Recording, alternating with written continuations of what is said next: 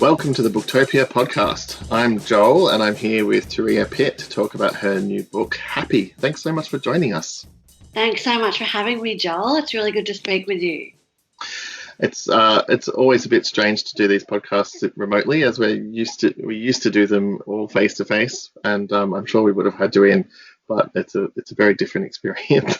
I hope it lives up to it. I'm enjoying it. So you've written now 3 best-selling books. You're an Iron Man. So why did you decide to write a book about happiness in particular?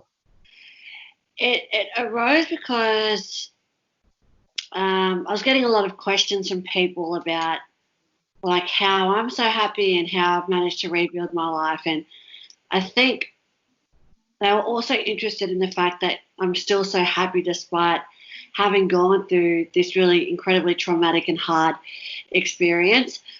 And so I guess that's how the book arose, about how we find happiness in our everyday life. And it's not so much about those large, gigantic, cataclysmic events like, winning the lottery or going to Paris with Jay-Z and Beyonce. It's more about finding happiness in your everyday life and being grateful for those moments as well. And so I guess that's kind of the conclusion that I came to in the book. Yeah, it feels, in some ways, this book feels quite old school because it's really sort of a practical, and it really is genuinely self-help in that you've zeroed in on happiness, which is the most obvious thing that people should be looking at in their lives because it's the thing that we're all chasing, right? But you zeroed in on it. You've really constructed this book like a structure. It so doesn't surprise me that you're a mining engineer. Like, it feels really practical, carefully put together, researched, and I really, really enjoyed reading it. And it's actually, I think, hit my inbox at exactly the right time for me to read.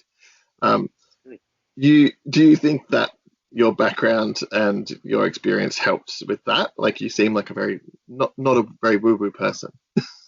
Yeah, no, I think for sure. Like you said, I'm a mining engineer, so I really, with everything I read, I'm always looking at it a little bit critically and wondering, like, where did they get that from? What was that study? Where was that article published?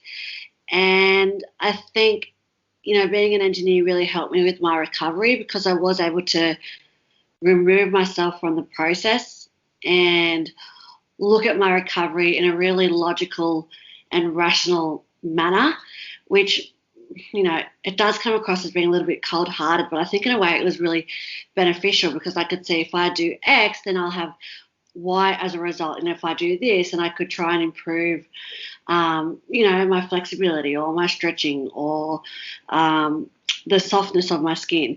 So I think being an engineer definitely helped me with writing the book. But as well as that, I wanted to have a really light-hearted tone. And it's a little bit self-deprecating as well because I think often when we're thinking about our own lives and what will make us happier, we can get really serious about it and really hung up on it as well. And I think that means that you miss the point. So I think it's good to take the approach of looking at your life, how to enjoy it more, how to spend time with people that make you feel good, how to do work that you enjoy and that you find pleasurable. And really, if you're doing those things, then that constitutes a happier life. And so I think there's a danger in overthinking and overanalyzing. And so I really don't want the reader to go down that path as well. Absolutely. It reminds me a bit. It was very funny. You have a great turn of phrase and very funny and light. It reminded me a bit of that. I recently watched the Hannibal Buress stand-up show where he said, "Did you ever think you were depressed and all you needed was a haircut?" and I feel like that encapsulates, like, your advice is quite practical at times, where you're just sort of saying, maybe just like chill out and go and hug your kid, or the sort of like very obvious. In some ways, it's obvious, but all self-help is. Well, that's what I struggled with too, Joel, because I'd write stuff and I'd be like, that's just like common sense, isn't it? Like, isn't that obvious? If you're fiddling around at your desk and you can't get any work done and you're procrastinating, like, isn't it obvious that you just get up, go for a walk, go get a coffee, have change of scenery, maybe call a friend, do something to pep yourself up. But I think if things seem obvious to you, it doesn't mean that they are obvious to everyone at all points in time as well. So I tried to remember that when I was writing the book. And I mean, it's a very fraught time for a lot of people at the moment, and you have been on the sort of front foot on a lot of the stuff that has been affecting a lot of Australians at the moment. You had a huge year this year, not just writing this book, but also living through the bushfires, then the birth of your son, and then coronavirus hitting. Yeah. And you still somehow seem to have come out of this with a book about happiness, and you're selling it to me in a way that is quite believable. How have you achieved that? You know what? Like it's interesting, and this is one of the key components of happiness, right? It's our relationships with others, and it's being able to look beyond your own life and do something for someone else. And again, that's really common sense advice, right? We all know that. But I think it's only when you practice that or you put it in action that you really feel the difference that it makes. So I'll give you an example. We had extremely horrendous bushfires down where I live. They were to the west of us, to the north of us, to the south of us. My hometown was virtually and literally surrounded by bushfires. And of course, because of my experiences, I was so stressed out. I was heavily pregnant with my second son. I had a toddler at home, and that the whole time I was just thinking about how the bushfires were affecting me. And I caught up with a girlfriend one day. We had a coffee. We just talked about how shit and how depressed and how down we were feeling. And that's why we decided to launch this little marketing campaign called Spend With Them. And the idea behind Spend With Them was businesses from fire-affected communities would profile them on the Instagram page. And that meant that someone from, say, Darwin could purchase something from a fire-affected community and put money into the hands of people that really needed it at the time and help boost the morale of the community where they were buying from. So that was the idea that we had. We weren't sure how it would work. And then I think within like 2 days we had close to 200,000 Instagram followers. It just took off. It ended up having a life of its own. And what that experience did for me, it made me feel like I was actually doing something useful. It made me feel like I was helping others. And all of a sudden, it wasn't about how the fires were affecting me personally, but more about what I was doing to help others navigate the crisis more. So I talk a lot about that in a little bit more detail in the book. There's a whole chapter on it.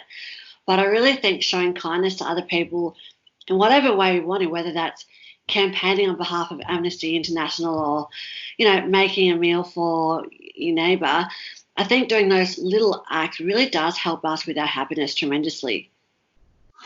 Yeah, your chapter on kindness I really liked because it sort of laid out kindness as a whole, sort of holistically. It's not just about being good makes you happy, which is, I think, something that probably is more common sense people know about but don't think about that much. But also you talk about sort of accepting kindness from other people and asking for help as part of as the idea of kindness. I thought that was quite interesting. Did that come from just deciding to write the chapter on kindness, or is it has it always been part of the philosophy? I think that came as a result of my experiences because, after I was born, I was physically incapacitated, so there was very little that I could do for myself. And most people that I know aren't really that confident or aren't really that comfortable with asking people for help. And that was definitely me in my case. But I actually had to ask for help because I couldn't do things for myself. So I couldn't put my suitcase on the overhead baggage compartment on a plane. And, sometimes I can't open a bottle of water. So in those cases, I actually have to ask people for help. And what I found was that when I asked people for help, they were happy to help me. You know what I mean? And there was an example I used in the book, like if you're at the grocery store and you see someone struggling to get something off the shelf and you pass it down to them and they smile and they say thank you, it actually makes you feel really good. It makes you feel like a bit of a superhero.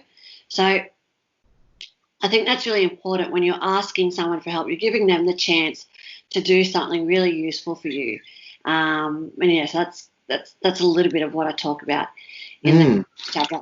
There's a whole bit on learning to say no, because I think, and I know this is true, especially for women and for mums, it's so difficult to say no to people. And often we say, you know, we kind of say yes without fully committing, and then the other person thinks we're all in, and then before we know it, we're volunteering at our school's P&C committee and baking a 5-tiered meringue soup.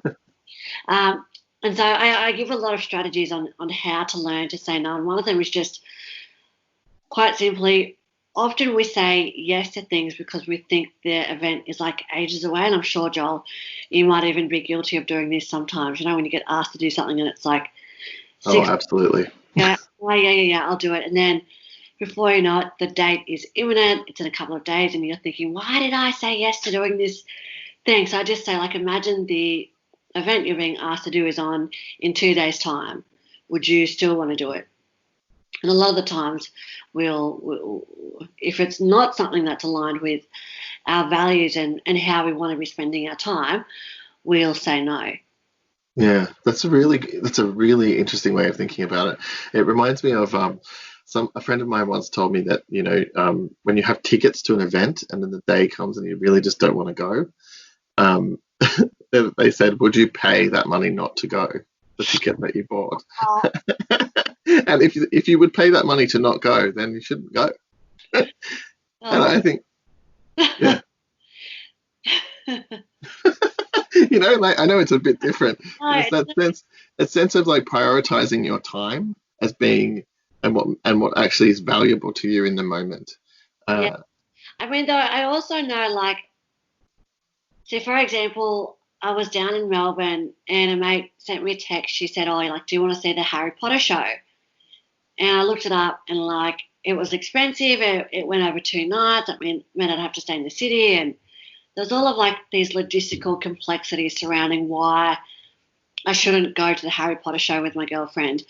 But at that time, I was actually writing the chapter on fun in the book. And so I thought, I'll go because it might actually make some good content for the book. And I bought the tickets. We went. We had a great time. We laughed. We caught up. And so I also think sometimes we don't want to do something that we know is going to be fun and might be a great use of our time. And for me, it was, because I was going to meet up with one of my best friends. And it can be hard for us to actually gee ourselves up to go and do it. But 9 times out of 10, when we make the effort to see other people, because, again, relationships are fundamental to our happiness, when we make the effort, we do actually really enjoy the experience as well. Yeah, I mean, that's definitely true. And I think, I wonder if you think the combined effect really of the bushfire and then COVID and the lockdowns is going to have a sort of PTSD effect on the entire population post, like, at some point when we come out of this and we want to actually start seeing each other again and spending time in public. Do you foresee any issues when it comes to like being able to pursue our happiness in this way? Yes and no. Like, when I wrote the book, you know, the chapter on relationships really encourages you to catch up with your friends in real life and you know, go out for a glass of wine or go to the Harry Potter show, whatever it is. And obviously, because of COVID, we can't do stuff like that. So I think for some people in certain circumstances, like say if you live alone and you're in Melbourne and you're going through the second round of lockdown, and you work from home, I would say potentially, but I want to temper that by saying that COVID hasn't affected the whole population in the very same way. So, for example, where I live on the South Coast, we've still been able to go outside, go to the beach, go surfing, go bushwalking. I live with my family. I've still seen family and friends. So I guess to answer your question, it's a bit of both. Yeah, absolutely. You say in the book, when you're talking about what you're aiming to do with it, with the book, is to make happiness sort of attainable. You sort of say happiness is attainable, but it's not an end point in itself. I wonder if you could speak to that a bit, because I think it's a really interesting way of thinking about it. Yeah, I guess what I meant then was that, you don't arrive at the happiness train station and say to yourself, yes, I've made it, I'm here now. It's more of a wiggle line. Like some days we feel really good about ourselves, we feel empowered, we feel energetic, we feel happy. Other days we feel shit, we feel sad, we feel rejected, we feel withdrawn, we feel like our work is meaningless, we feel like our friends don't understand us, we feel like our family doesn't see us. So I think it changes and it goes up and it goes down, but I think accepting that as part of being alive and being human, accepting that we're going to feel all of the emotions, we're going to feel good and bad, and that all of our emotions are valid, and that part of being happy is accepting that we're not going to be happy all the time, and that's okay as well. Yeah, you don't reach a sort of nirvana where you've attained happiness and then that's the end of it. Exactly. It's relative to everything else, I guess. Well, I've just, you probably know that to be true for yourself, Joel, anecdotally. Like, you have really great weeks, great months, great years, and then you have some shit ones as well.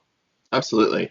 I think that thing you talk about in, I think it's the first chapter, is it GSA? Yeah. Gratitude savoring. The anticipation part is the part that I think has always, I've always thought about this, that oftentimes I get more happy thinking about something that's going to happen than I do in the actual happiness of the event itself.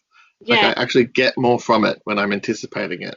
Totally. Not that the thing itself isn't good. It's very good. It could be amazing. But anticipating something good is a joy in and of itself. Totally. Well, like, for example, I booked a cabin down at Pebbley Beach on the weekend, and like the past couple of months I've been like salivating over the photos on the internet. It's only 40 minutes away from us, so we didn't break any COVID protocols. And I was so excited, and I was looking at photos on Instagram, and I just couldn't wait to get down there. And then on the weekend it pissed down with rain. We pretty much got flooded. We're trapped inside a small cabin with two small children. So like it probably wasn't the weekend I had anticipated, but I got all of that joy out of looking forward to that event. And then now that the event's passed, it's a really good one from the memory bank that I'll be able to talk about with my family. And talk about that time we went down to Pebbley Beach and we got flooded out and all of that stuff. So I think anticipatory joy, it's a real thing. I read a lot of articles about it, and it's a really easy way for us to be happier in our everyday life. So whether that thing is a new episode of Game of Thrones, or whether that thing is catching up with your mates on house party on the weekend, that type of stuff. Totally agree. It's really good to center that. I think at the beginning you say it's an easy win chapter, and I totally agree. It's good. It's good as a starting point. One of the things that's later in the book that I really liked was the chapter on purpose, where you talked about purpose in a way that I don't think I've read specifically that anywhere else before. It's sort of it's a bit of hard love, really, like the sort of sense that your job, all jobs have shit bits, and that actually, if you think about your job as being some like holier than thou purpose, that you're probably going to end up being more unhappy.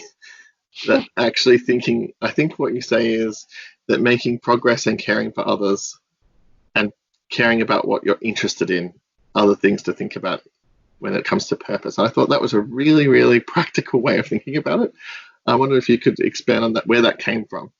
Yeah, well, I guess I just got really fed up, Joel, of reading like a lot of self-help stuff, like find your purpose, and how your purpose has to be this one true values-driven, crystalline, crystal clear thing that's propelling you forward. And I guess I don't know, I know for some people that might be true. They might be in a career which they feel is their life's purpose, and they might derive so much joy from it. But even those people would still have to eat a lot of shit sandwiches. There'd still be things in their job that they don't like. And for a lot of people, their work may not be their life's purpose. And I think that's fine as well. I think if they're doing stuff that they're interested in, whether that's at work or whether that's in their time outside of work, and if they've got great relationships with people, I think that all contributes to their sense of purpose. I don't think it's necessarily derived from what we do for work. Yeah, that's really interesting. You interviewed heaps of amazing people for this book, including people like Lee Sales, Scott Pape, Maria Folio, Eddie Jaku, who's got a book coming out himself soon, Zoe Foster Blake.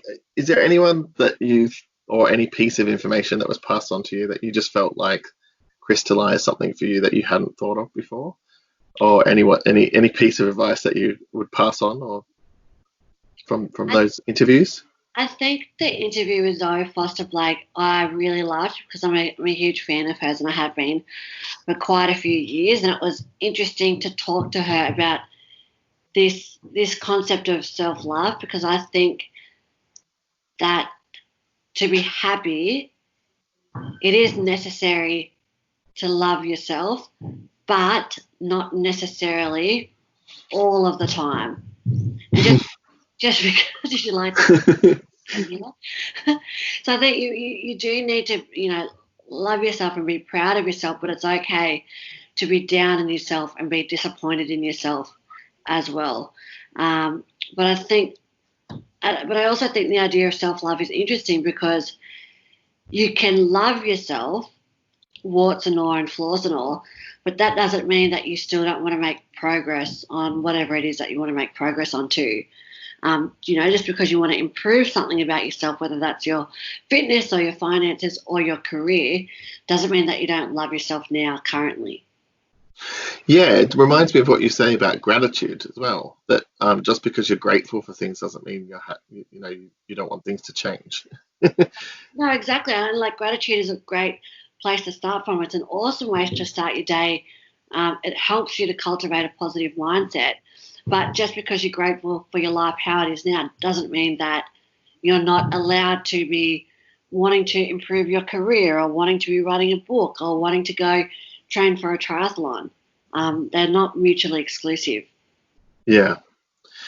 Well, I mean, I feel like I could keep talking about this all day. It's such an interesting book, and I'm going to use it as a reference point. One of the things I liked about it was the TLDR sections at the end that I feel like will make it endlessly referenceable for people who read it through quickly and then want to refer back to the core points. Yeah, I am one of the people who love a TLDR, and TLDR just means too long didn't read. I am a habitual skim reader. Yeah, so I did those in there for people like me, who are like me as well. Yeah, very, very practical. But just to finish, I wondered if you could tell us. So you talk about your goals, which I think in the book you call champies. Is that right? Yeah, champies. Yeah. So I wondered if you could tell us what's next for you what's your next big champie?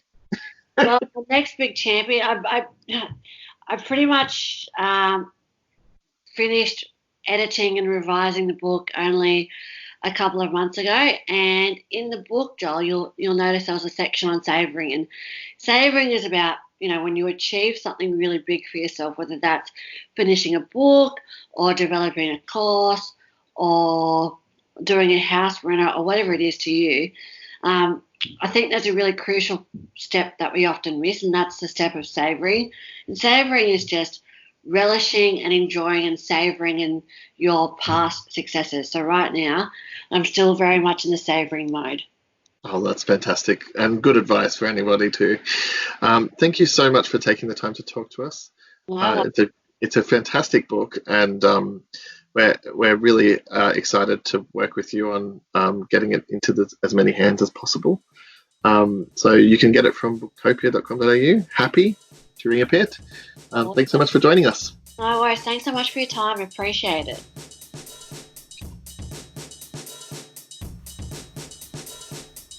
Thank you for listening to the Booktopia podcast channel.